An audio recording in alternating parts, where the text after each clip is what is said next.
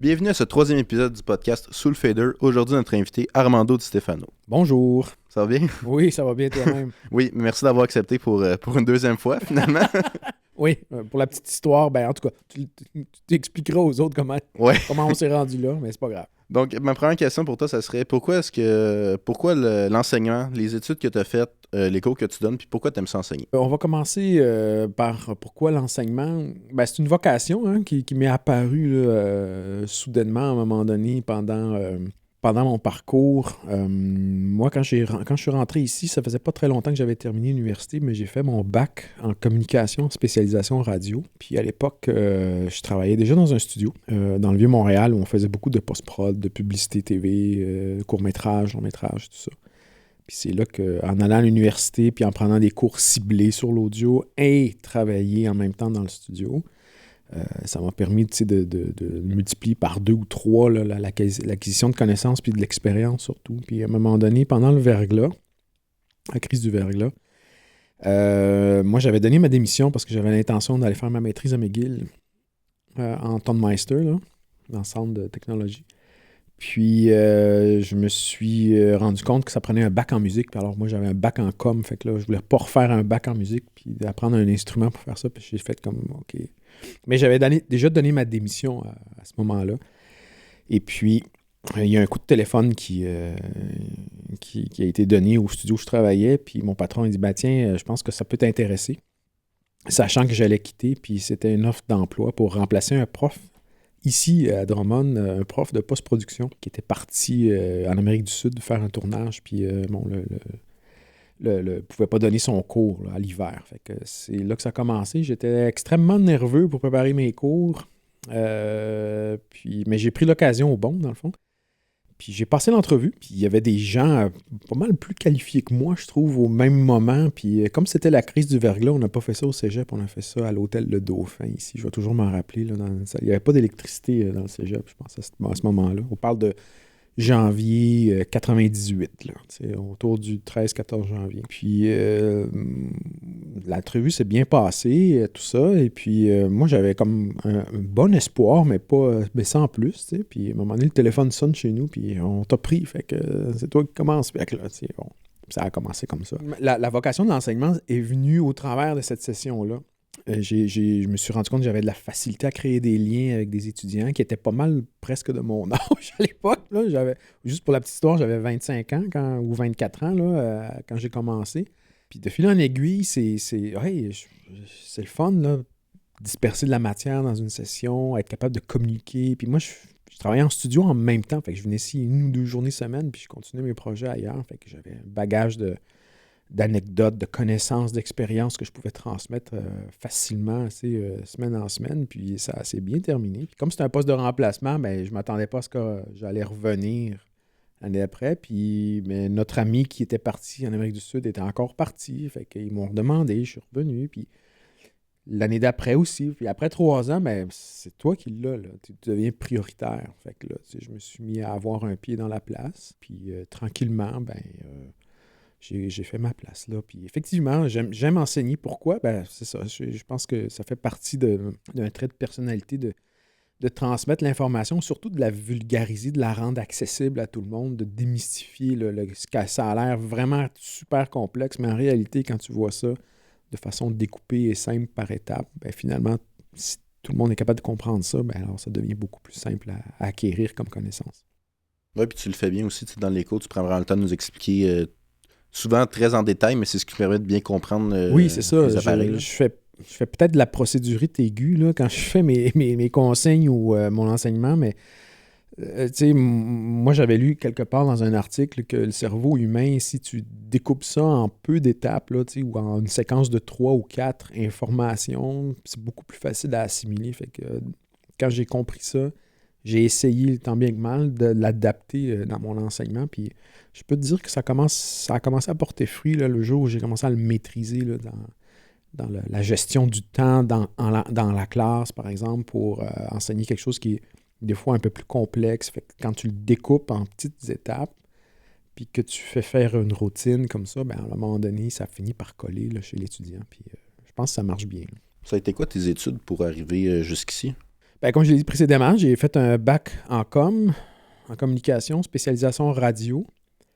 Alors, j'ai touché un peu à tout, journalisme parlé, mise en ondes, surtout que je faisais déjà un peu à la radio communautaire à Longueuil à l'époque.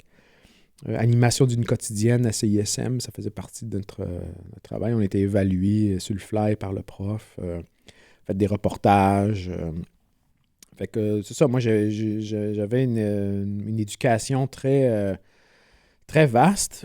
J'étais fort en maths au secondaire, mais j'ai pas été en sciences, j'ai été en lettres parce que bon, j'avais pas les maths nécessaires. Puis encore aujourd'hui, ça pèse là, dans mon pédigré.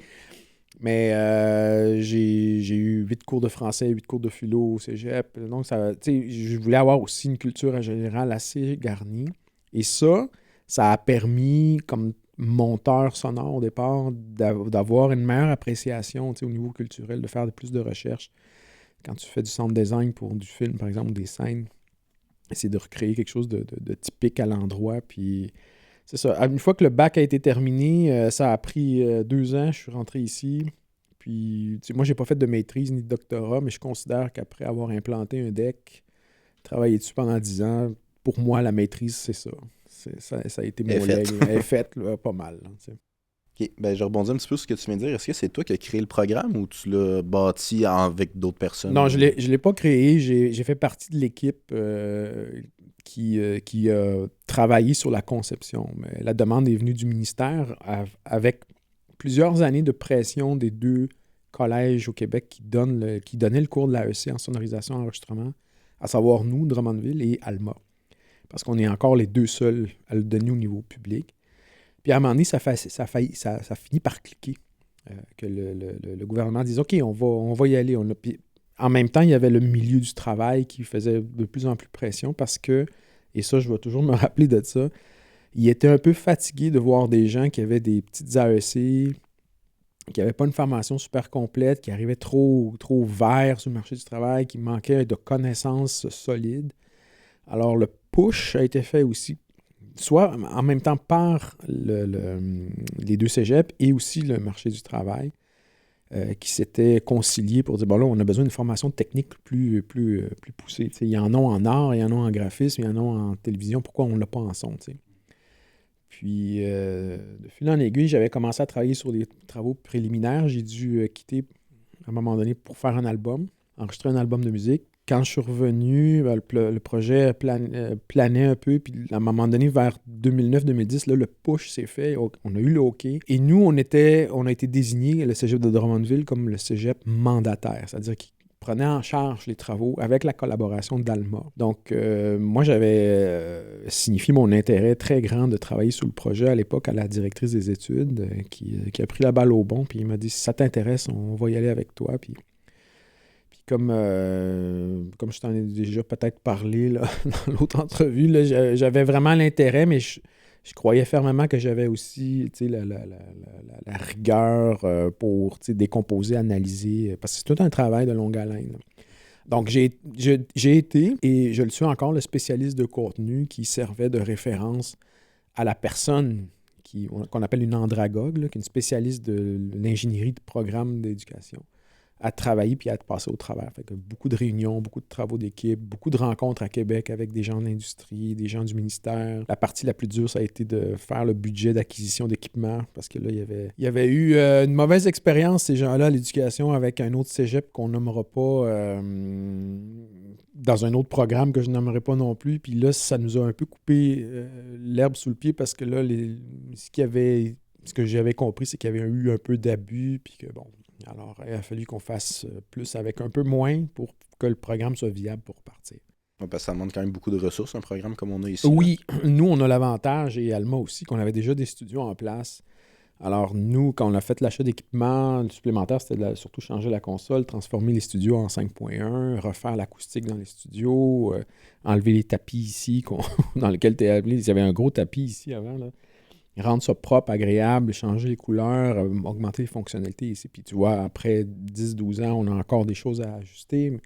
Mais tout ça, c'était un travail de longue haleine parce que oui, il y a le programme, mais il y a aussi l'infrastructure, il y a la logistique, il y a l'équipement, il y a l'accessibilité, tout qui rentre là-dedans. Donc, le programme est a été implanté en 2015. Donc, de 2010 à 2015, j'ai travaillé régulièrement là, avec ces gens-là, avec des rencontres. Puis, on a fini par l'implanter. Quand ça a été accepté, le ministre de l'époque, je pense que c'était Blanchette. Ça se peut. Je me souviens plus. En tout cas, j'ai vu des politiciens régulièrement. J'ai fait des conférences de presse ici, annoncer le programme. Puis c'était un gros événement parce que ça nous a mis sur la map. Puis j'ai partagé la vision de la directrice des études de l'époque qui voulait que le cégep devienne un phare dans ce domaine-là. Puis je pense qu'on a réussi parce que même avant, quand on diplômait des gens qui étaient de l'AEC et maintenant qu'on diplôme des gens du DEC, je pense qu'on a une formation qui est solide, qui est reconnue, qui est appréciée, puis que les étudiants qui ont diplômé, qui travaillent maintenant, sont rendus des tops là, dans le milieu maintenant, là, des gens à qui on peut faire confiance et qui gagnent leur vie convenablement. Là. Ouais, puis je sais de certains de mes collègues de classe qui sont allés porter des CV à certains jobs plus dans le domaine, des styles de shot de son. Puis ils ont vu Drummondville sur le CV, puis c'était quasiment s'ils passaient pas en entrevue. Là. Exact. On veut pas nécessairement se vanter de ça puis se péter les bretelles. Nous, on travaille fort dans notre bar comme prof puis organisation scolaire et tout ça. Mais on peut être fier de ce qu'on a accompli parce que si on a atteint quand même une certaine renommée là-dessus, c'est qu'à quelque part, ça veut dire que ce qu'on fait ici, ça fonctionne puis ça marche bien. Là. Qu'est-ce qui t'a donné envie de te spécialiser plus dans l'univers du studio puis pas le live, mettons? J'haïs ça pour avoir le contrôle. En studio, j'étais un peu un control freak. Pas dans ma vie privée. Moi, je laisse vivre les gens, mais en studio, il faut que j'aille le contrôle. Je veux être capable d'avoir le moindre contrôle sur le moindre détail au niveau de la prise de son, du mix, peu importe. En live, j'aime l'adrénaline du live, mais j'aime pas le fait que si je fais une erreur, tout tombe en cascade là, en domino. Puis j'en ai fait 4 fois du live dans ma vie. Je peux les compter sur les doigts de ma main. Il m'en manque un, puis le dernier doigt, il apparaîtra pas. J'ai mis une croix définitivement là-dessus la dernière fois que j'en ai fait, en 2012. Et ça, malgré les conseils précieux de mon collègue Jérôme, ça a fini par merder pour une raison que je comprendrai jamais. Mais de toute façon, tu le sais hein, quand c'est pas fait pour toi. Mais j'apprécie vraiment le travail de sonorisisateur de spectacle. Ça prend un mindset qui est similaire au studio, mais avec une coupe de coches différentes, tu sais, puis j'apprécie le travail, mais c'est pas fait pour moi. Je suis pas capable. Donc, moi, en studio, par contre, je peux faire n'importe quoi. Vite, bien. Je peux me revirer de bord. Il y a toujours une solution au problème qui arrive. Il y a une cohésion qui se crée, il y a une union qui se crée avec l'artiste que tu supportes, tu sais, dans le fond. Tu épouses sa vision, tu essaies de l'amener où est-ce qu'il ou elle veut se rendre, tu sais. Puis ça, c'est ce qui me fait vraiment plus triper, là, honnêtement. Là. C'est un environnement un peu plus contrôlé aussi que sur scène. Oui, parce que, tu sais, moi, j'aime ça, avoir une fraction de seconde de plus pour réfléchir à des solutions ou des trucs créatifs. Tu sais, des fois, juste de placer le micro autrement pour avoir le son que tu veux, tu sais, ou de se garrocher dans un EQ ou de contrôler un feedback, tu sais. Puis, mais comme je te dis, c'est pas pour moi. C'est vraiment pas. Vraiment, vraiment pas. J'haïs ça. Je le dis à tout le monde, là. Hey, faire du live, ça serait bon. Non, je déteste ça. Mais c'est quoi qui s'est passé la dernière fois pour que ça soit La dernière fois, c'était à la Bay James, en 2012, au camp de travail de l'équipe qui travaillait sur... je me souviens plus quel barrage, mais là, il est ouvert, il fonctionnait, mais à l'époque, il était en construction, puis on a eu l'occasion de le visiter. Mais le groupe de musique corporative que mon épouse fait partie avait été mandaté pour aller là. Puis c'est une grosse gig. Hein? Puis on est allé là en avion, la Bay James, tout pillé. On a été logé là 3-4 jours. Puis le show était dans un chapiteau, en dessous de chapiteau. Puis moi, j'ai fait le test de son, puis j'ai suivi à la lettre les conseils de mon collègue. Puis tout allait bien. La première partie, c'était comme « wow! » Tu sais, ça sonne. Tu sais, j'avais... Tu sais, bon, je connaissais un EQ, je connaissais un compresseur, je connaissais mes niveaux, tout va bien, tu sais, puis c'est super chill, là. Même j'étais étonné, hey, pour une fois que ça va bien, tu sais. T'es quasiment prêt à mettre en doute. Ben, c'est ça, puis on arrive à l'entraque, puis là, la deuxième partie commence, puis là, tous les micros sans fil lâchent un après l'autre. Pourtant, les batteries, on les avait changées, là. Elles étaient toutes neuves, là. Puis c'est là que j'ai perdu le contrôle. Puis que j'avais le tech de la place, là, qui est le truc, la personne qui s'occupe du socio-culturel là, sur le camp. Elle faisait des pieds et des mains pour changer les affaires, tout ça, puis ça l'a un peu, pas ruiné le show, mais presque.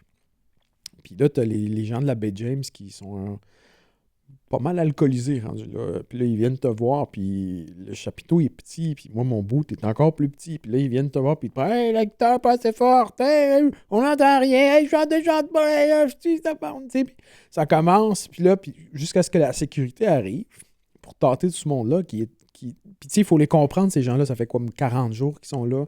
Ils sont pas retournés voir leur famille. Ils étaient sur le party, puis ben là, puis c'est moi qui ramasse tout le char de tu sais quoi. Parce que ça sonne mal, puis effectivement, ça sonnait très mal, la deuxième partie. Mais la première partie, ça allait bien, tu sais.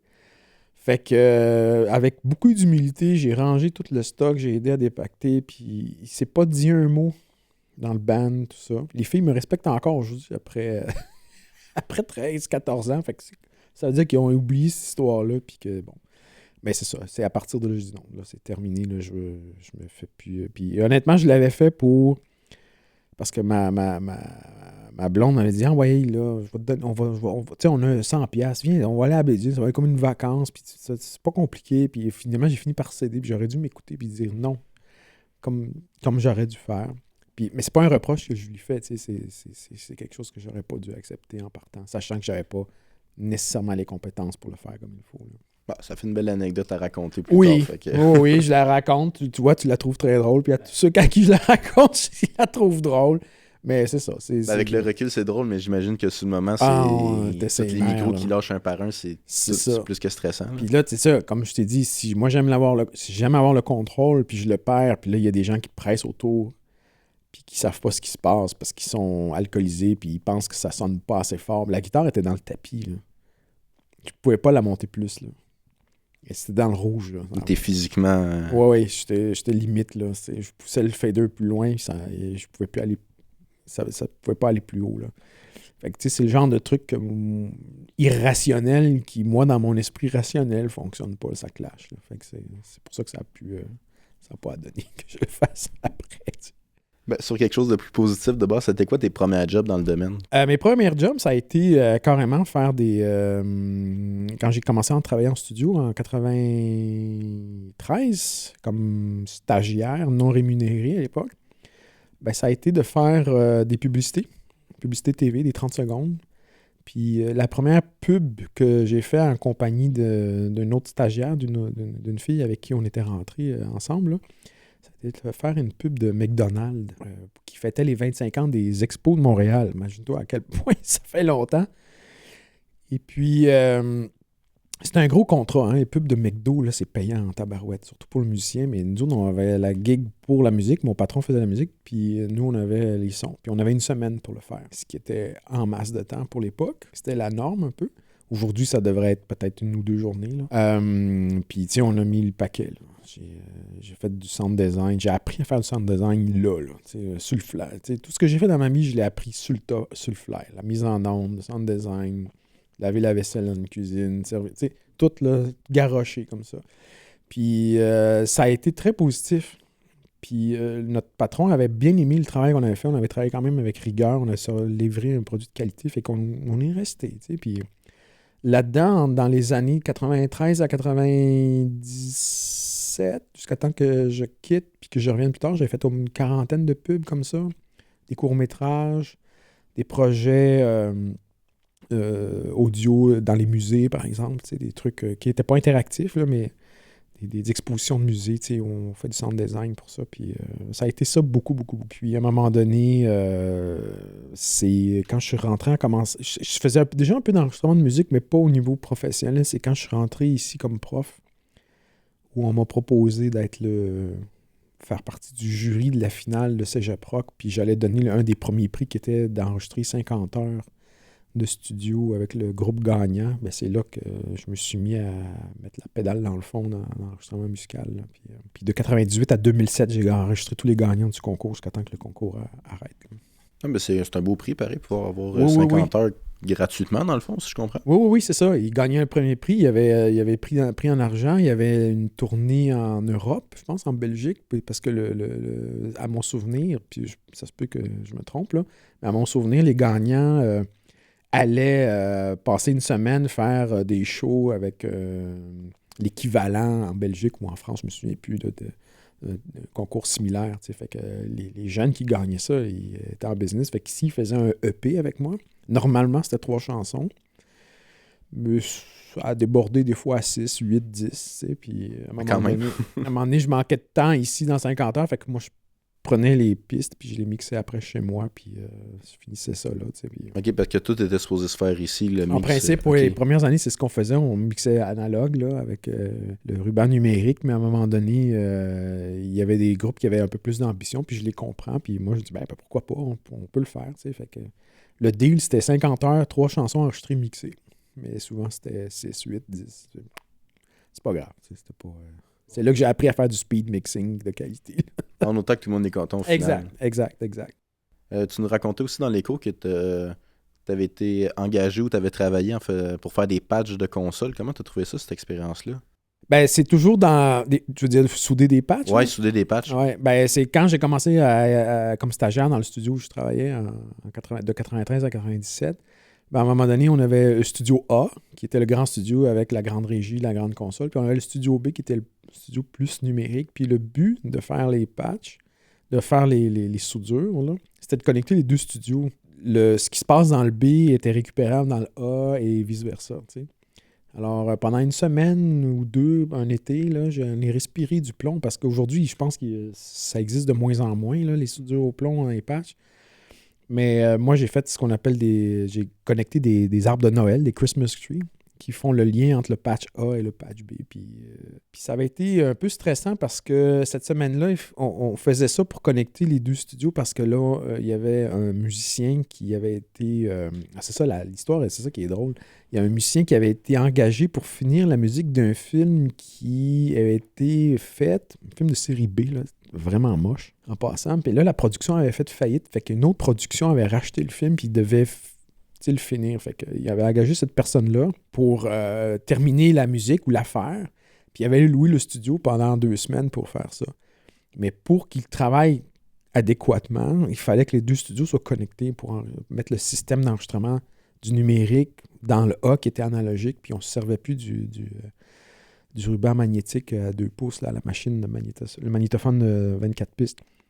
Fait que, tu sais, jusqu'aux petites heures de la nuit, la nuit de dimanche au lundi où il devait arriver à 9h, on a fait des tests, puis on a eu juste trouvé 3 bugs, 3 connexions qui étaient fautives, que j'ai corrigées sur le fly, mais j'étais tellement brûlé. Je pense que quand je suis sorti du studio, il était 4-5 heures du matin.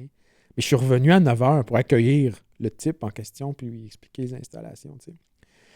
Mais tu sais, quand t'es en bas de 30 ans, aujourd'hui, je ferais pas ça. Mais c'est un beau casse-tête, pareil, de connecter 2 studios ensemble. Oui, puis c'est ça. Puis c'était des soudures, tu sais, il fallait... Bon, t'as fait des cours de soudure, là, tu sais, il faut que tu mettes un peu d'étain, tout ça, puis il fallait que tes soudures soient pas froides, il faut qu'ils soient franches, il faut que le fil connecte, Puis des fois, il y avait des fils qui étaient... des brins cassés, alors il fallait que je fasse des patentes là, pour que ça remarche, puis... tu sais, sur les 96 connexions qui ont été connectées, il y en a 3 qui ne marchaient pas. Fait que le taux de succès était quand même assez élevé. Mais c'est une job de moine parce que j'étais, tu vois, là, pour les gens qui vont écouter ça, ils ne voient pas le derrière de la console dans le studio ici, mais nous, on la voit. Moi, j'étais accroupi en dessous à l'envers. OK? Puis je soudais ça, puis il fallait que je fasse attention que le plomb ne tombe pas sur le front ou sur les trucs. Alors, je mettais des casquettes, mais l'odeur, tu sais, il fallait que je prenne des pauses régulièrement. Puis ça, j'ai fait ça une bonne partie de l'été, là, une bonne semaine, là, quand il fait 38 dehors, tout le monde est dans les piscines. Mais ça a été formateur.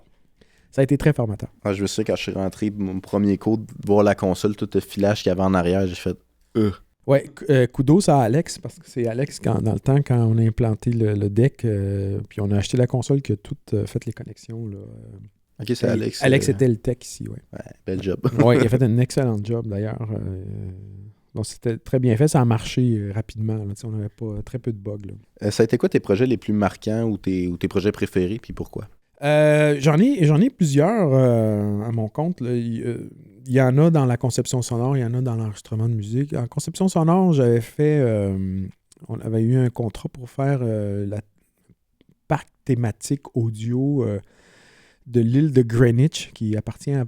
c'est un truc de Parc Canada à l'époque. On parle de 96, 97. J'avais eu beaucoup, beaucoup de plaisir à faire parce que j'ai fait du bruitage, j'ai fait du sound design, mais c'était un truc de diapo. Les gens allaient au musée, ils voyaient ça, puis le son était projeté soit dans des écouteurs ou dans des haut-parleurs ciblés. Puis c'était un bon 15 minutes, puis le réalisateur m'avait vraiment fait vraiment confiance. Puis à l'époque, j'étais pas comme aujourd'hui, là, sûr de moi, puis je sais ce que je fais. Là, il y avait encore des choses qui n'étaient pas super maîtrisées, mais je connaissais ma job comme il faut. Puis il m'avait donné comme pas carte blanche, mais il suivait, puis il aimait ça ce que je faisais, puis il trouvait les choix de son étaient intéressants, tout ça. Puis en même temps, il m'a dit, c'est toi qui vas guider le pacing, si tu veux, tu vas faire la trappe sonore va être le guide pour déclencher les diapositives. Fait qu'avec lui, j'ai établi les bons temps pour que... Puis ça a été mixé après en surround. Puis mon patron avait commencé le mix en surround pour me montrer, puis on avait une console Yamaha 02R que j'ai aussi chez moi maintenant, qui marche encore, mais... Puis moi, j'ai terminé le mix. Fait que, il m'a parti, j'ai vu les routings, j'ai vu le système, on est à l'ère des consoles numériques qui commencent. Celle-là était très, très solide et très fonctionnelle. Puis j'ai fini le mix. Comme ça, je suis parti de ces patterns, ces EQ, j'ai ajusté avec le temps, puis... Fait que ça a été très révélateur pour moi parce que je me suis dit, hey, ça, c'est le fun de créer des ambiances, des mondes, des univers sonores comme ça.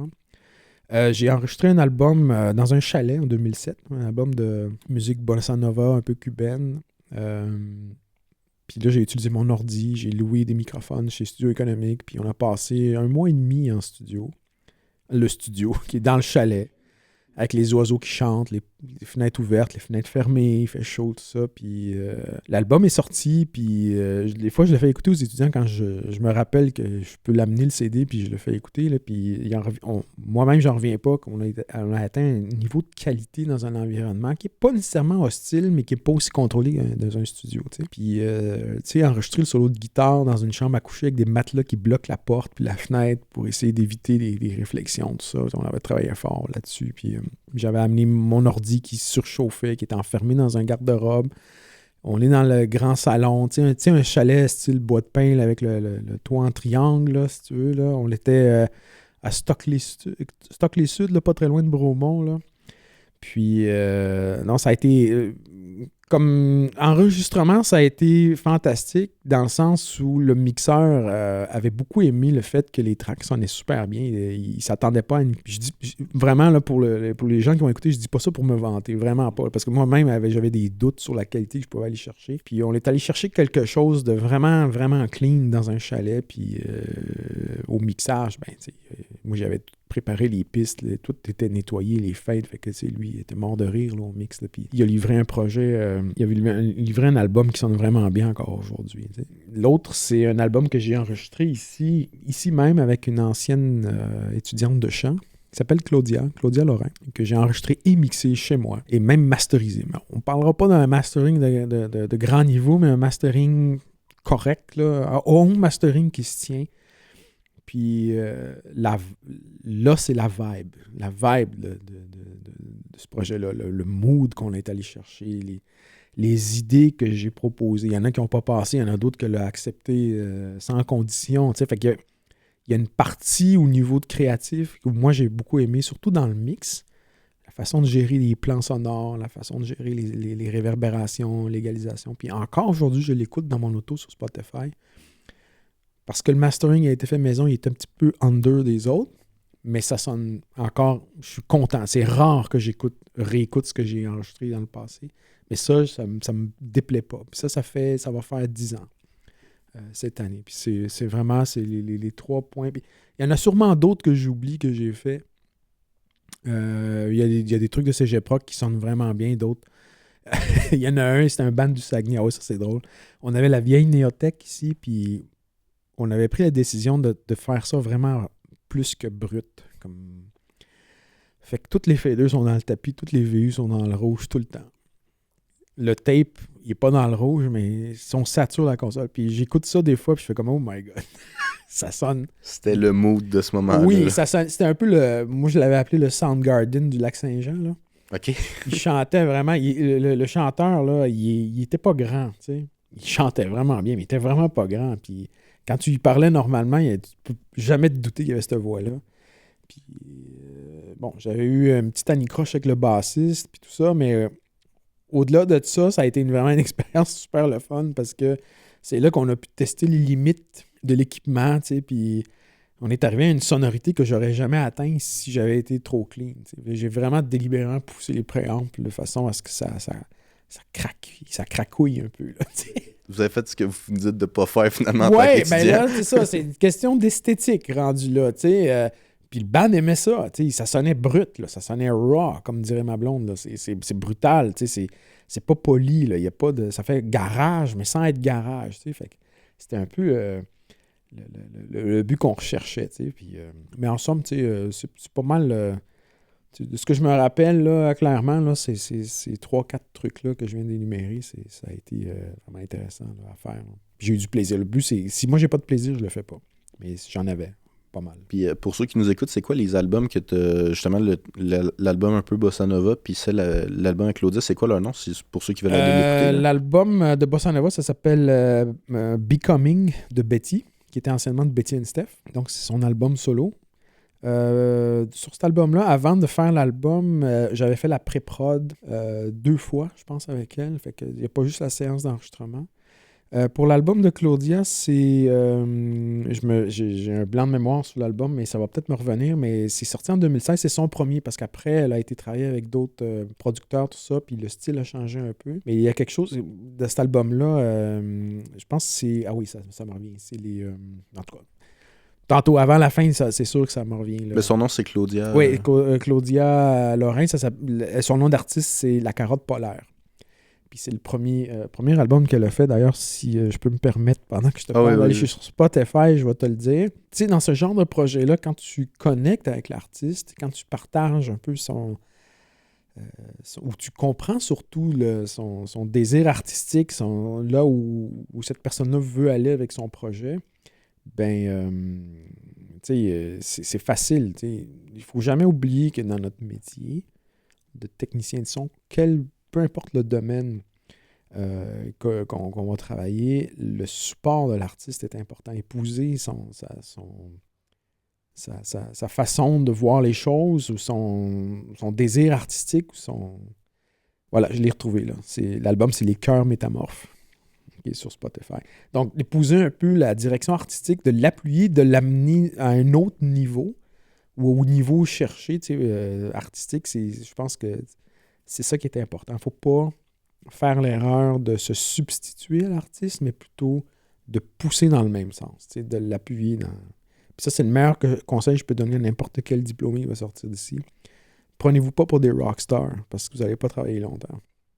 Mais si vous travaillez en symbiose, si vous appuyez, si vous allez pousser l'idée vers un niveau que l'artiste recherche, parce que l'artiste va avoir besoin de vous, de vos compétences pour y arriver. Techniquement, ils ne sont pas nécessairement aussi ferrés que vous autres. Mais vous, si vous avez la compréhension de où ce qu'elle veut aller, l'artiste, où il veut aller, l'artiste, bien là, c'est un bon plan. Là. Pas de la brimer dans ce qu'elle veut faire en disant « ça se fera pas, je suis pas capable ». Non, c'est ça. Il faut quand même avoir aussi le courage de dire « ben écoute, ça va être plus difficile » ou « ça, c'est pas possible pour X, Y, Z raison ». Comme je dis souvent dans mes cours, si on a une justification artistique claire et compréhensible de la part de l'artiste, peut dire, regarde, si tu n'es pas capable de traduire en technicalité ou en mouvement technique ce que la personne a besoin de faire, il faut être capable d'y expliquer. Non pas dire, ben non, on fait pas ça, voyons donc. Ne travaillerons pas avec toi. Il y a des choses il y a une ligne aussi à ne pas traverser, je pense, parce qu'il peut y avoir de l'abus aussi. Là, on va faire 50 takes. Là, comme sur l'album à Betty, il y a eu exactement presque 50 et plus takes d'un solo de sax sur une tune. Puis entre toi et moi, là, les meilleurs, c'est les 3-4 premières. Après ça, c'est ça. Fait que là, ce qui est arrivé après, c'est qu'on les a toutes réécoutées une fois que le saxophoniste est parti. Donc là, c'est un après-midi d'écouter toutes les takes, de faire des... Ah, ça, c'est 3 étoiles. Ah, cette phrase-là, c'est 2 étoiles. Ah, c'est 1 étoile. pour finalement composer le solo en faisant du montage. Alors, ce qu'on va entendre sur l'album du solo de sax de cette pièce-là, c'est le montage qu'on a fait.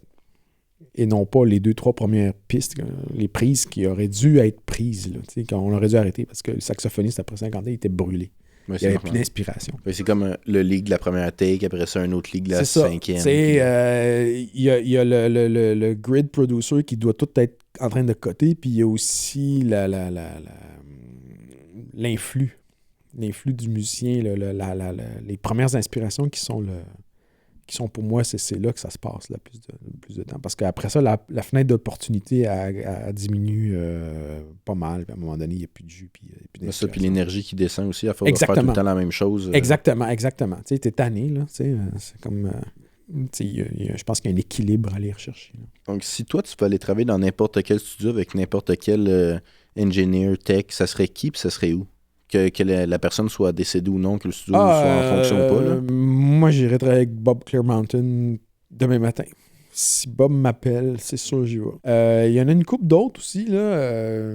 Mais lui, vraiment, là, c'est sa façon de travailler, sa façon de voir les choses. Steven Wilson aussi de Porcupine Tree, la façon dont il mixe, les oreilles qu'il a, la façon de travailler.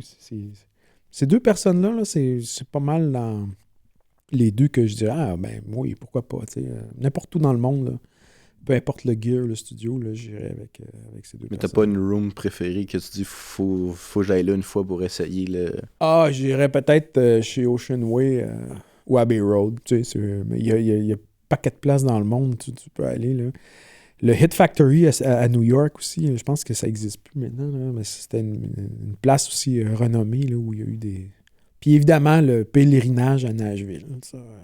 Ça, il faut au moins que je le fasse une fois avant que je décède. Là. Mais tout ce qui sortait de ce studio-là, ça sonnait bien, c'était bon. Ben oui. La production est impeccable, habituellement sur les albums qui sont faits à Nashville. Là. Ben, Tom Petty, je sais que Wildflower, c'est là qu'il avait fait cet album-là, justement, puis à chaque fois que je le réécoute, c'est tout le temps, je me dis comment ils ont fait pour que ça sonne. Ah oui, tu prends n'importe quel album de country rock qui est sorti là, c'est une limpidité extraordinaire. Il y a beaucoup de triggering, de sound replacer, tout ça, mais rendu là, c'est des manipulations qui amènent à l'esthétique. Si on veut quelque chose de brut, là, on va aller à Londres, puis on va aller dans un garage, puis on va enregistrer le band tout croche, mais ça va sonner raw, puis c'est ça, tu sais. Mais il y a quelque chose, tu sais, chez Nashville qui est poli, qui est travaillé, qui est sur le clic, tout est tight, lisse. Oui, puis tu sais, il y a le Blackbird Studio, là, je pense, là qui est top. Là. L'équipement qu'il y a là-dedans, il y a une cage d'escalier qui sonne, ils prennent souvent le micro, faire le reverb, là, tu sais. C'est toutes des places mythiques où, tu sais, mais en même temps, la place est mythique si l'artiste qui est là fait quelque chose d'extrêmement bon, tu sais. Fait que la musique qui est composée, elle doit être aussi à un certain niveau que la technique va relever, tu sais. Si tu composes une toune plate, même si tu mixes avec un équipement d'1 million de dollars, peu importe si tu t'appelles Bob Clearmountain ou peu importe, ça reste une toune plate. Ça ne changera pas. Non, c'est ça. Puis même, il y a une room qui est pas vraiment un studio en tant que tel, mais la room qui ont... Je pense que c'est une espèce de manoir dans un champ qui avait pas loin de Londres. Le Led Zeppelin avait enregistré là pour le Led Zeppelin 4. Puis c'est rendu. Elle était demandé pas mal juste pour la cage d'escalier qu'il avait pris. Là.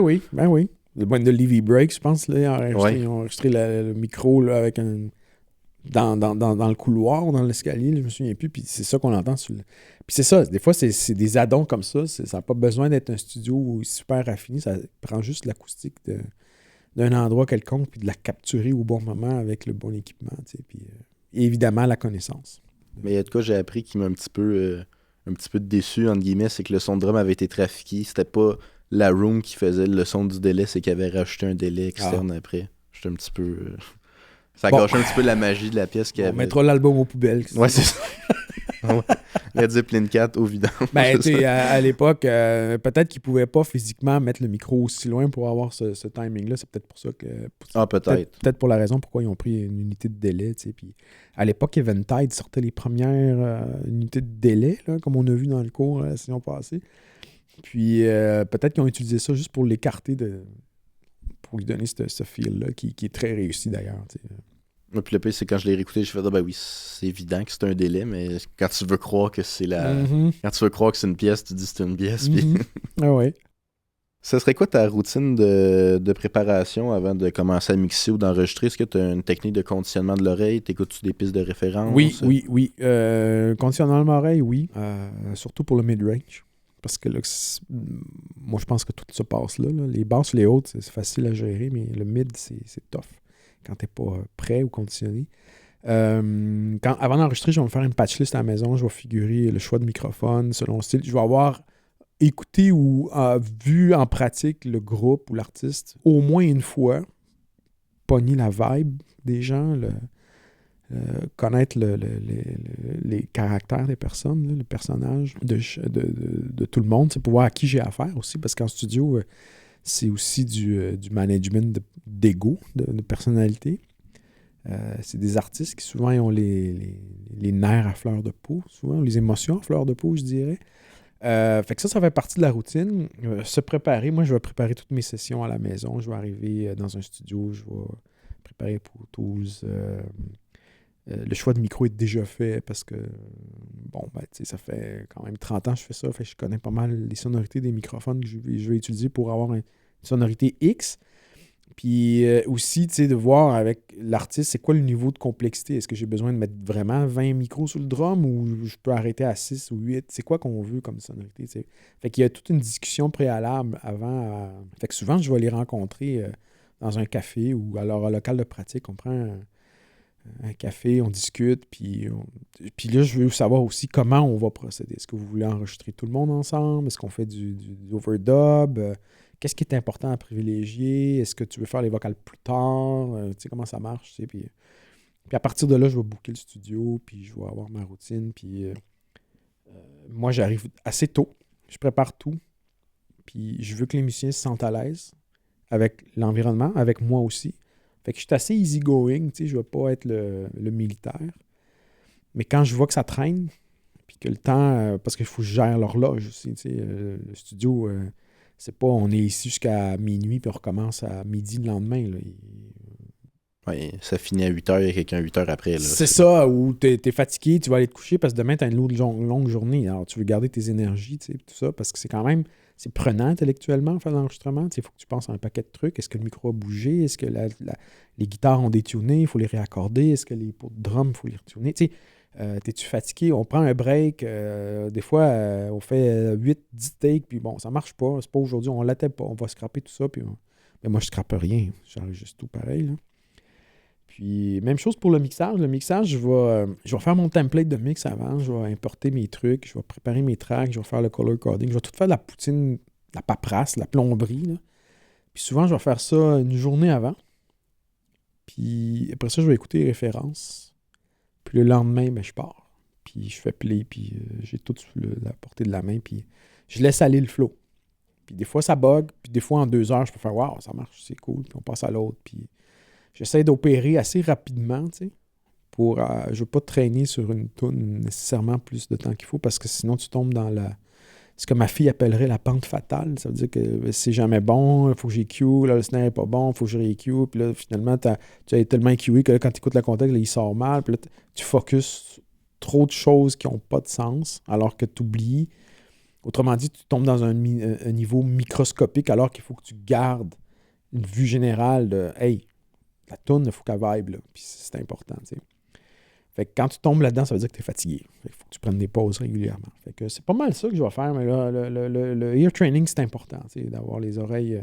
Puis surtout, quand tu t'enfermes pour mixer, comme moi, là, je ferme le téléphone, je dis à ma blonde, je veux rien savoir. Pas entendre on va-tu au restaurant, faut-tu faire souper. Je coupe ça, là. Parce que ça, c'est de la distraction. Puis la minute que tu shifts, ben là, c'est là que tu viens de perdre l'énergie, tu sais, créative. Puis c'est dur à rattraper après. Tu sais. C'est pour cette raison-là que tous les dating, tout le tuning des voix, tout ça, je vais le faire avant. Pour moi, c'est pas du mixage, ça.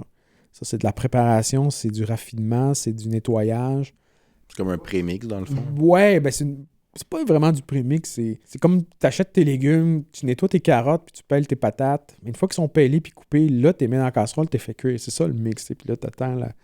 Fait que pour moi, si toute cette préparation-là est faite, mixer, ça devient vraiment beaucoup plus simple parce que tu focuses sur vraiment ce qui est important, là, puis créer le mood. Un mix, peu importe le style de musique, il y a un mood dedans, qui soit agressif comme dans le punk ou smooth comme dans la musique plus relaxante. Il faut que tu sois capable de te mettre dans ce mood-là puis de le recréer. Puis après ça, les idées viennent, puis les techniques, il n'y a pas de... Tout le monde me dit, c'est quoi tes secrets, c'est quoi ton secret pour faire ça? Il n'y en a pas de secret, c'est vraiment, j'ai envie de faire ça, je veux que ça sonne comme ça, je m'arrange pour que ça y arrive. Est-ce que c'est un compresseur en parallèle? Est-ce que c'est un transient shaper? Est-ce que c'est un reverb dont le côté gauche est hors phase avec le droit? Alors, je m'en fous. Là. Mais moi, je connais toutes, mais je peux pas dire que c'est des trucs, c'est des techniques qui finissent par fonctionner pour ce projet-là ou cette sonorité ou cette esthétique-là. Demain matin, je fais un autre projet, ce que j'ai fait là ne marchera pas probablement.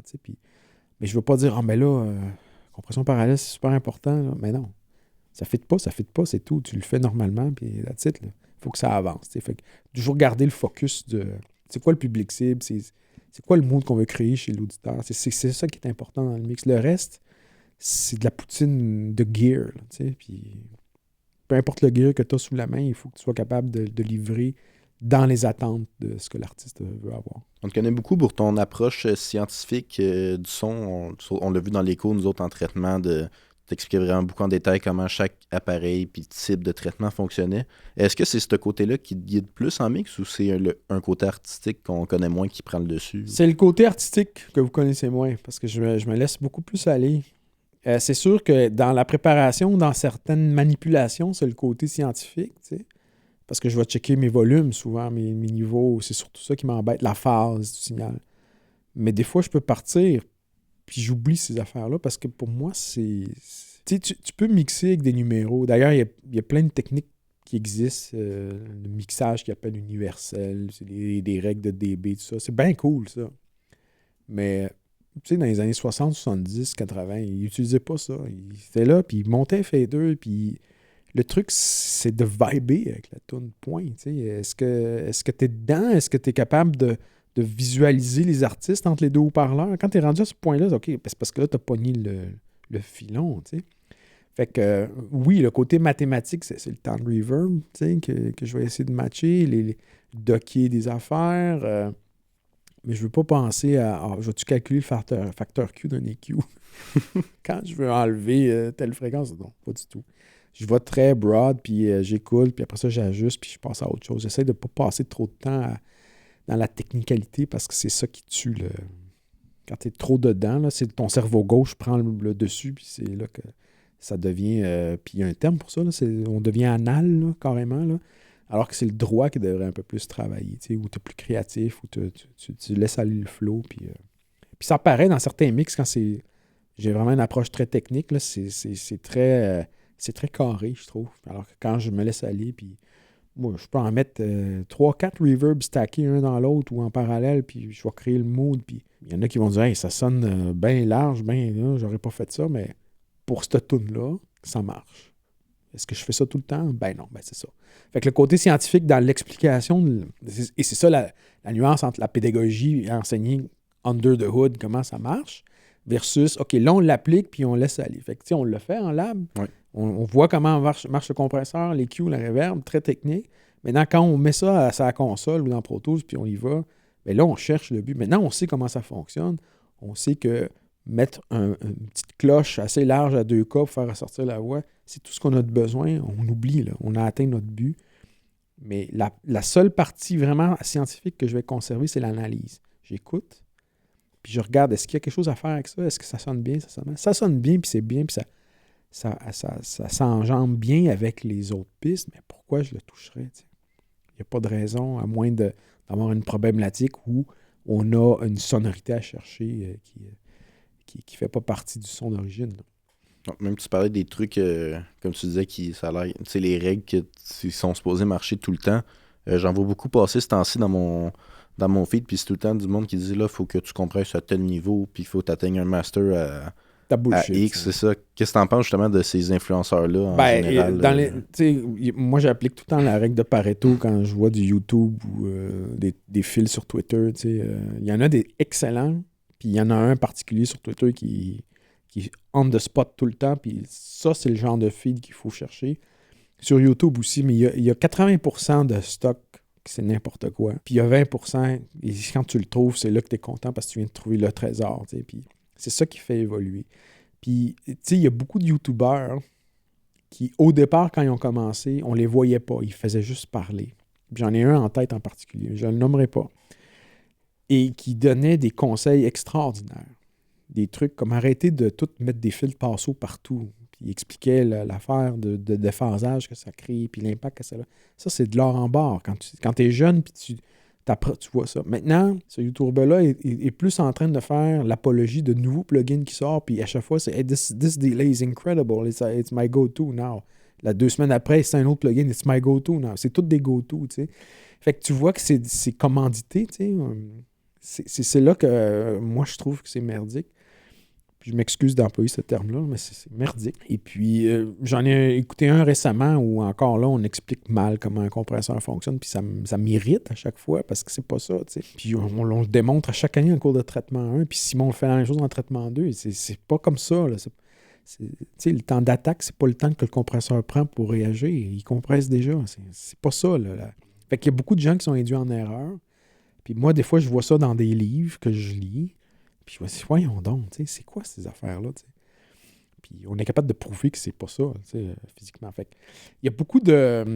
Je pense que pour les gens qui commencent, les jeunes qui débutent, puis même les plus vieux qui débutent là-dedans, c'est d'essayer de faire la part des choses en trouvant la littérature qui est solide, qui est prouvée, d'où l'importance de l'aspect scientifique là-dedans, parce que les techniques de son, c'est de la physique, c'est de l'acoustique. C'est de l'électricité, tu ne peux pas t'en sortir. Mais, tu sais, puis d'éviter les charlatans. Il y en a beaucoup qui... Puis aujourd'hui, ben, il y a des plugins qui pullulent. On a atteint un plateau. Tout est bon, tout est extraordinaire. C'est tout du hype, du marketing.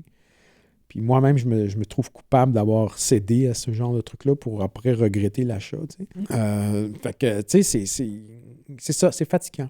Parce que là, on est bombardé de surstimulation d'informations.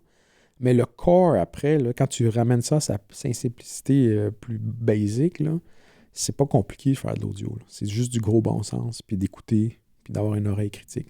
Ouais, puis c'est dommage, un peu comme tu dis, quelqu'un qui connaît pas ça, qui veut s'y mettre, qui tombe là-dedans, qui entend 2 vidéos qui disent 2 choses différentes, ben on sait plus où regarder. Là. C'est ça, mais il va préférer l'un parce que lui est cool, l'autre il m'énerve parce qu'il parle mal ou j'aime pas son setup, parce que, tu sais, ça devient anecdotique, là, rendu là, puis c'est quasiment ridicule, tu sais. Fait que faut juste faire attention à ça. Tu sais, dans notre temps, dans les années 80, 90, là, surtout 90, là, on n'avait pas cette info-là. On allait acheter des livres qui coûtaient cher, tu sais, 50, 60, 80 $, qu'on dévorait. Moi, je les dévorais là, le soir, je me couchais avec ces livres-là. Puis, c'est des livres comme ceux de John Urgle, les prises de son, la stéréophonie de Bartlett, tu sais, puis c'est là que j'ai appris ces affaires-là. Après ça, tu vois ce qui est dans le livre, tu réappliques dans la vraie vie, puis ça marche, tu sais. Là, tu as le YouTuber qui te dit, ben là, il faut tout mettre des fils de passeau à 300 Hz, sauf sur le kick puis la bass, tu sais.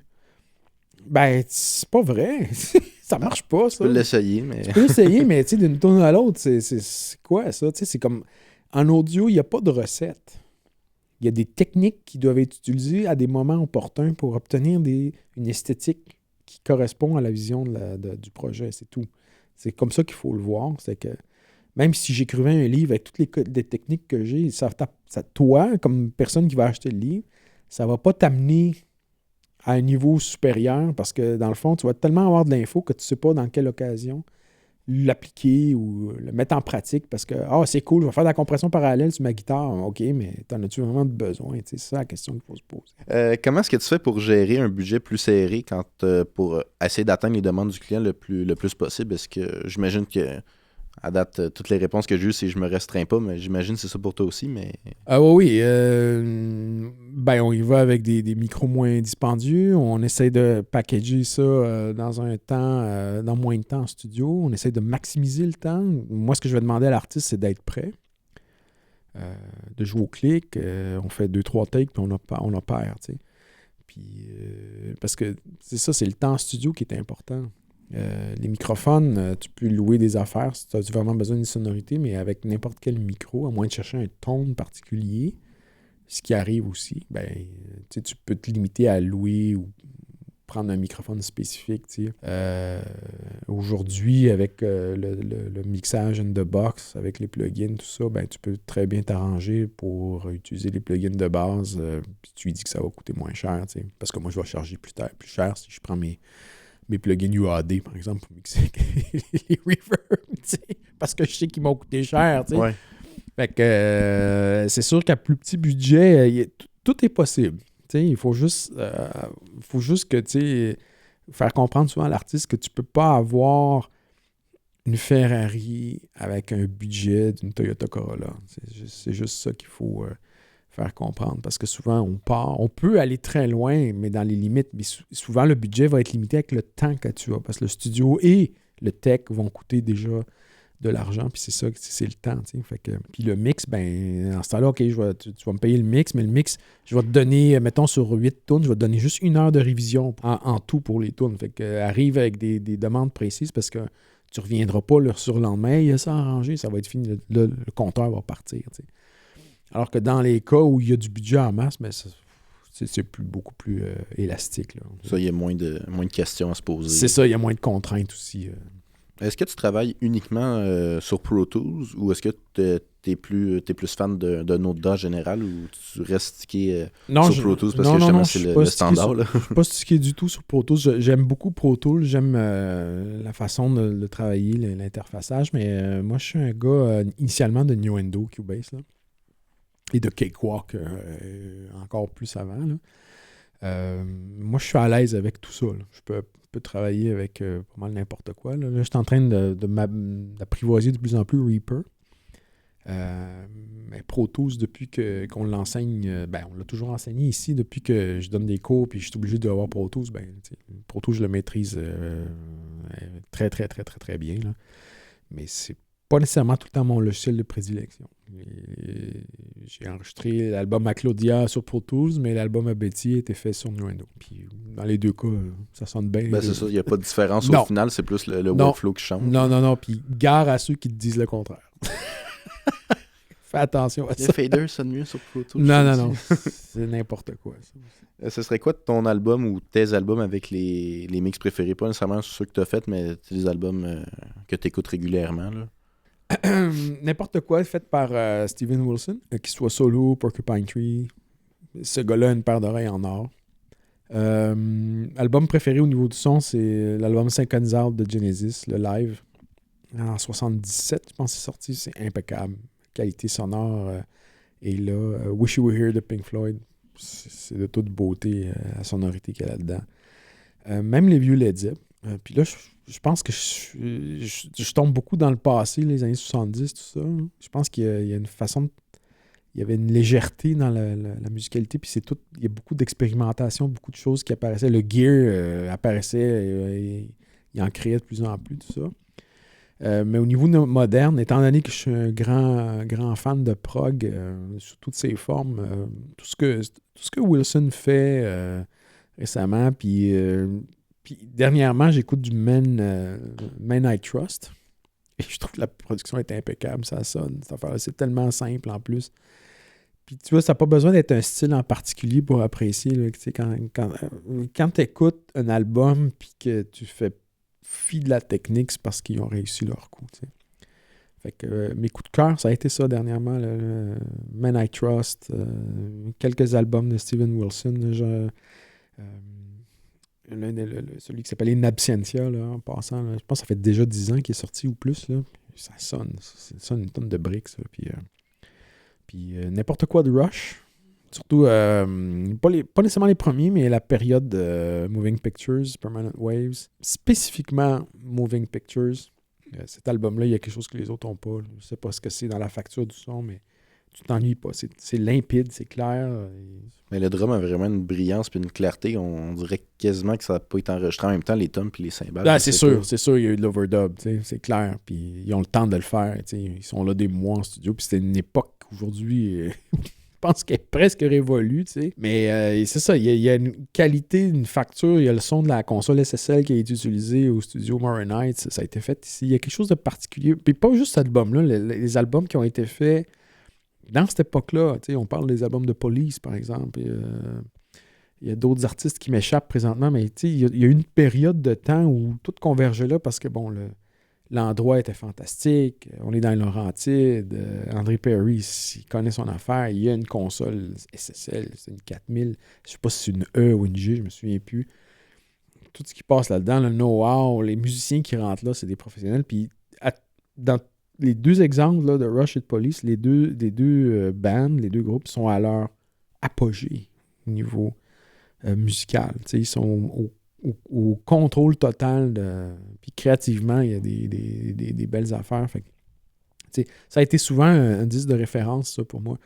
N'importe quel album de Bowie, David Bowie, qu'il soit vieux ou récent, ou son dernier, là, avant qu'il décède, il y a, là, au niveau créatif, au niveau idée, au niveau expérimental, il y a tout le temps quelque chose à apprendre à écouter ça. Il y a tout le temps un détail.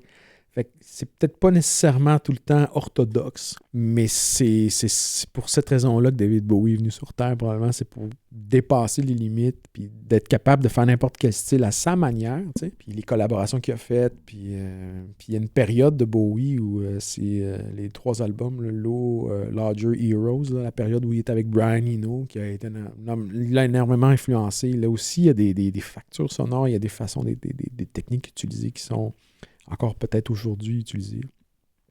Un grand fan de King Crimson, de Robert Fripp. Pour moi, le meilleur groupe au monde, ça a été King Crimson. Je suis un peu fucké là-dessus, là, mais c'est ça. Mais au niveau de la qualité de la facture sonore, c'est ça. Ce que Steven Wilson fait, puis les albums pop, là, comme certains albums des années 80 de The Cars, là, tu sens le hiss, tout ça, puis ça sonne, tu sais, je veux dire, il savait ce qu'il faisait. Là. Mais j'ai l'impression que c'est peut-être juste, tu sauras peut-être me contredire, là, mais j'ai l'impression que les productions d'aujourd'hui, tu sais, même s'ils sonnent très bien, très lisses, très, mettons dans le métal plus moderne, tout est très clair, défini, mais je trouve que ça perd un petit peu de naturel comparativement aux anciens. On dirait que tout est plus dense, plus... Oui, parce que... ça, c'est plus que parfait, là. Oui, parce que probablement qu'à l'époque, si on recule dans les années 70, on n'avait peut-être pas... le médium sur lequel on enregistrait ne nous donnait pas la possibilité de retoucher comme aujourd'hui on peut faire avec n'importe quel logiciel DAW. Là. C'est comme un microscope, hein, tu vas corriger le petit clip, puis là, tu le tasses au grid, puis tu sais... Puis ça, peut-être, ça tue un peu le côté organique. Peut-être. Des fois, il y en a qui le font très bien, puis d'autres, ben, ça s'entend, tu sais, puis quand ça commence à sentir le multipiste là, dans l'enregistrement, là, c'est que là, tu sens que ça a été fait, comme tu as dit tantôt, ça a été fait à part, puis c'est mal blendé au mix, ben, c'est là que ça commence à sortir. T'sais. Mais d'un autre côté, les musiciens, dans le temps, tu prends n'importe quel album de Motown, là, les gens rentraient le matin, lecture à vue, ils faisaient 2 takes, puis là, on passe à l'autre tourne, puis c'était comme une usine, tu sais.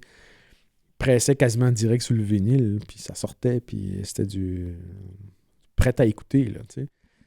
Est-ce que c'est bon? Est-ce que c'est mieux? Je sais pas, je pourrais pas dire. Ben, sans être mieux, j'ai l'impression que la sonorité... Tu sais, mettons, je prends l'exemple, mettons, souvent que les drums, c'est que j'ai l'impression qu'aujourd'hui, toutes les drums, on dirait, sont toutes retriguées par le même... Ouais. Probablement que c'est pas le même, là, mais... Non, mais est-ce que c'est par paresse ou parce que, tu sais, on désire... au niveau esthétique, d'avoir un mix tellement dense que, tu sais, il y a tellement de layers de guitare que ça va enterrer le drum. Fait que pour qu'il ressorte, il faut qu'on le trigue parce que juste la prise du son du kick, c'est pas assez. Même si tu as mis 2-3 micros dedans, il faut que ça passe avec un signal qui est vraiment super clair et précis en partant. Puis c'est peut-être ça, tu sais. Mais demain matin, on fait un album de folk. On a-tu besoin de triguer le drum? Tu sais? Je pense que c'est ça. C'est une question de genre musical, d'après moi. Tu sais. Puis c'est bien correct aussi parce que chaque genre va avoir une particularité où la technique va être appliquée d'une manière à faire ressortir le genre. Fait que, tu sais, la mode les techniques du triggering, c'est vraiment le métal, puis toutes ces définitions, le metalcore, progressif, death, peu importe, là. C'est tellement dense, tu sais, puis tu sais, un kick où on monte délibérément 10 kHz pour entendre le tic-tic-tic, ben, c'est juste en métal qu'on va faire ça. Maintenant, si on fait un album de musique, autre style de musique que j'écoute beaucoup régulièrement ces temps-ci, là, du sludge, du stoner rock, ben, c'est tout raw. Là, les micros sont ouverts, le drum est gros, large, il y a bien de la bass, il y a bien de la distorsion. Puis c'est compressé à côté. Ouais, puis c'est voulu, puis c'est le fun, puis ça sonne sale. Puis des fois, peut-être je suis rendu dans ma vie, là, je suis rendu à écouter de la musique sale parce que j'ai trop écouté de musique trop clean, trop ficelée, trop gradée, trop parfaite. Puis la musique, c'est un goût qui s'acquiert. Hein? Fait que c'est très subjectif. De nos côtés, il faut rester ouvert. Ouais, les deux types de production sont le fun. Là, Ben oui, mais c'est complètement deux mentalités différentes. Fait que, tu sais, il n'y en a pas une qui est meilleure que les autres. Puis je pense que les techniques s'adaptent aux gens pour obtenir une esthétique. Fait qu'à la fin, tu sais, quand sur Back in Black de AC/DC, Motland, je mets 3-4 layers de snare pour créer le son de snare qu'on entend là. Mais c'est pas juste le 57 sur la peau, là. C'est pas ça se peut pas. Tu peux pas entendre ça comme ça, tu sais. Mais c'est des techniques de production parce que on croit encore, je pense aujourd'hui, que on peut plus. Est-ce qu'on peut dire encore un album de musique? Ça sort directement sur des plateformes numériques. Est-ce que c'est un album physique? Ben, peu importe ce que je dis là, ça n'a pas d'importance. Quand tu décides de sortir un produit, c'est quoi qui compte le plus? C'est l'esthétique, le raffinement, la qualité de la production. Fait qu'on va prendre tous les moyens possibles pour y arriver. Tu sais, un peu comme un peintre qui va faire une super belle esquisse, mais il va rajouter une touche de rouge puis d'orange pour faire ressortir certaines couleurs, certains reliefs qui étaient déjà là présents, mais tu veux juste l'accentuer. Ouais. C'est ça, tu sais. Est-ce que tu aurais des anecdotes de n'importe quand, là, que ce soit du début de ta carrière à aujourd'hui? J'en ai fait des gaffes, là, si on peut appeler ça des anecdotes. T'sais. Je me souviens sur un projet, j'étais assistant, puis j'assistais le tech qui était en train de monter l'échantillonnage d'un stand pour que ça se passe. Il y avait le festival Juste pour rire, puis il y avait un comédien qui s'appelait Marc de Hologne qui avait un petit projet, là, puis qu'il fallait monter des échantillons de trucs drôles, là, puis de sons comiques. T'sais. Puis je me souviens toujours que c'était un samedi soir, en plein été, il est tard, il est 23h, 22h, on n'est pas encore sorti du studio, puis moi j'assistais le tech à l'époque qui était en train de monter ces échantillons-là dans l'échantillonneur. Puis il est en train de les programmer. Fait que tel son, c'est sur telle note, tel son, c'est sur telle note. Puis moi, comme un gnochon, j'accroche le bouton on de la power bar, puis le sampler s'éteint. Il n'avait pas sauvegardé, tu sais. Yeah. Fait que là, tout le monde se posait la question, puis moi, qu'est-ce qui se passe? L'ASR, c'est un ASR 88, là. Les gens de cette époque-là qui vont écouter le podcast vont se rappeler c'est quoi. C'est une méchante belle machine en passant. Là. C'était très efficace. Ben, la SR 88 est fermée, tout ça, je comprends pas. Puis moi, c'est moi qui réalise. Puis moi, naïf, il dit excuse, j'ai pesé sur le bouton off. Puis je me suis fait regarder comme le dernier des. Je valais pas plus qu'un vieux torchon, là, rendu là. Fait que là, avec résignation, le tech, il dit bon, ben, je vais revenir demain, m'a recommencé, m'a fini. Puis j'ai dit je vais venir, là, je vais te donner un coup de main. Il dit non, reste chez vous. Le message était clair. Assez, oui. Assez. Je pense que j'avais 21 ans, là. Je m'en rappelle encore. Ça doit bien dormir, ce soir-là. Quand... j'étais mal parce que je savais pas si j'allais rester là, tu sais. Dans ce métier-là, un mauvais mot, oups, tu sais, puis finalement, ils m'ont au moins, c'était pas intentionnel, ça arrêtait autre chose. Là. Non, tu sais, j'ai pas voulu saboter, j'ai juste pas mis le pied à la bonne place, c'est tout, tu sais, puis là, quand j'y pense maintenant à la scène, parce qu'elle est encore très claire dans mon esprit, j'aurais peut-être dû m'asseoir ailleurs, tu sais. J'avais pas besoin de m'asseoir là, si près de la power bar, tu sais, pour l'éteindre.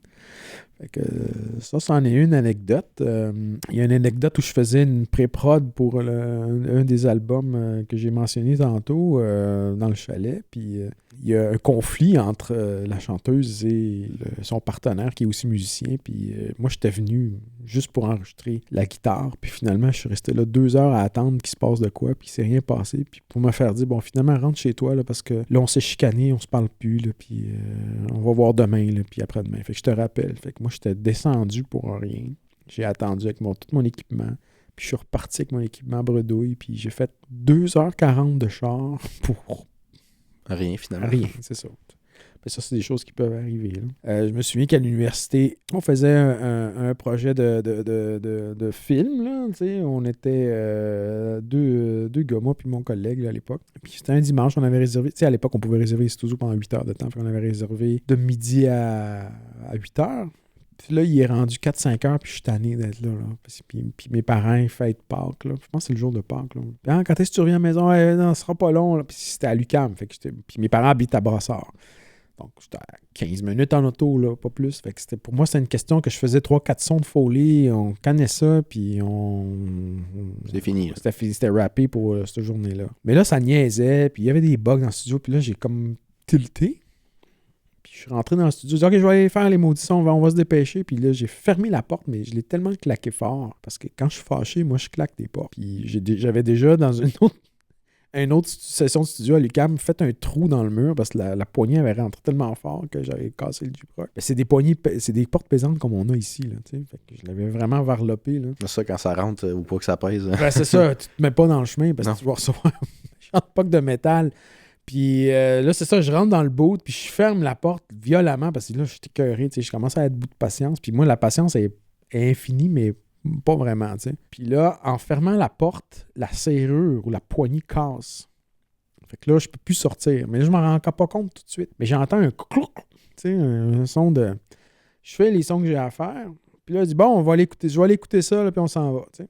Puis là, je peux plus sortir. Puis là, ben, mon chum qui est l'autre bord, qui parle dans le talkback, voyons, tu peux pas, comment ça, tu peux pas sortir? Ben là, j'ai cassé la porte. Puis là, on est un dimanche. Puis là, il faut appeler un serrurier. Puis comme dans n'importe quelle situation qui arrive, tu as envie de pisser, là, tout d'un coup. Puis tu peux pas aller aux toilettes. Fait que j'ai attendu une bonne heure et demie enfermé dans le boot. Puis l'autre qui me compte des jokes là, pour essayer de passer le temps. Puis ma mère qui arrête pas de m'appeler sans arrêter. Hey, oh, qu'est-ce que tu fais? T'sais?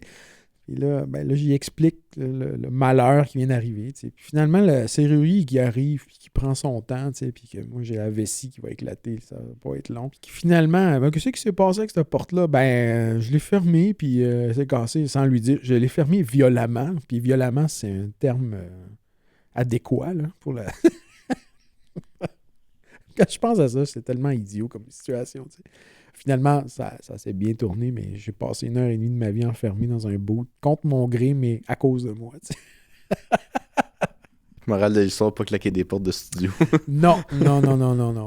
La question, avant de terminer, la question de notre dernier invité, Francis, est-ce que vous pensez dans les cours de technique incorporer l'IA dans les cours? Parce qu'on sait que ça prend beaucoup plus de place dans ces dernières années. C'est une possibilité qu'on n'a pas encore discuté en département, mais je pense que d'une manière ou d'une autre, il va falloir peut-être s'ajuster, nous, avec cette nouvelle technologie-là qui, si elle est utilisée intelligemment, peut amener à beaucoup de belles choses. Le danger, comme dans n'importe quoi, c'est l'abus puis la mauvaise utilisation. Fait que, tu sais, je pense que oui, on n'aura pas le choix de toute façon. Il y a déjà des logiciels au niveau du traitement du son qu'on utilise, là, qui utilisent déjà l'IA à bon escient d'ailleurs. Mais l'IA peut créer beaucoup de passivité aussi chez l'utilisateur en audio. Puis c'est là le danger. Je pense qu'il faut mettre à la fois des balises dans l'équipement qui utilise ça, mais aussi avoir plus de rigueur quand on va former des gens pour que on soit quand même être capable de garder le contrôle puis de ne pas se dire si l'IA les fait, c'est parce que c'est bon, ça sonne bien, mais en même temps, pas nécessairement toujours le cas. L'IA, dans certaines affaires, va accélérer, automatiser des choses qui sont fastidieuses à faire, comme préparer, nettoyer une session, par exemple, ou faire du clean-up là, dans des banques de sons, par exemple, puis les renommer, ça, c'est pratique. Mais je pense que le travail créatif, c'est le propre de l'humain aussi. C'est peut-être là qu'il faut commencer à voir jusqu'où l'intervention de l'IA peut aider, puis à quel moment elle doit s'arrêter. Mais oui, je pense qu'éventuellement, il va falloir l'incorporer d'une manière ou d'une autre, ne serait-ce qu'en utilisant des logiciels comme des traitements, du denoising, par exemple, qui existent déjà, ou à des applications qui accélèrent certains processus de mise en place, par exemple, d'une session, par exemple. Je pense qu'on ne pourra pas y échapper. Puis faire front contre ça, ça serait aussi se tirer dans le pied, je pense, parce qu'on serait un domaine où on serait en retard. D'ailleurs, on n'est pas un domaine en retard là-dedans. Il y a déjà beaucoup de trucs. C'est juste d'essayer de ne pas se faire usurper la place, puis de ne pas non plus trop compter là-dessus. Je pense que c'est là que les deux lignes, là, doivent être tracés. Là, puis j'imagine évidemment pas mettre de l'avant ceux qui font de la création, mais plus ceux qui font de la correction comme Isotope. Oui, parce que ben, tu sais, même la création, tu peux avoir l'IA pour t'aider à te donner des pistes. Je le fais quelquefois moi-même, mais tu sais, après ça, je prends le relais. Je dis, OK, ça m'aide, là. Je viens d'avoir un filon.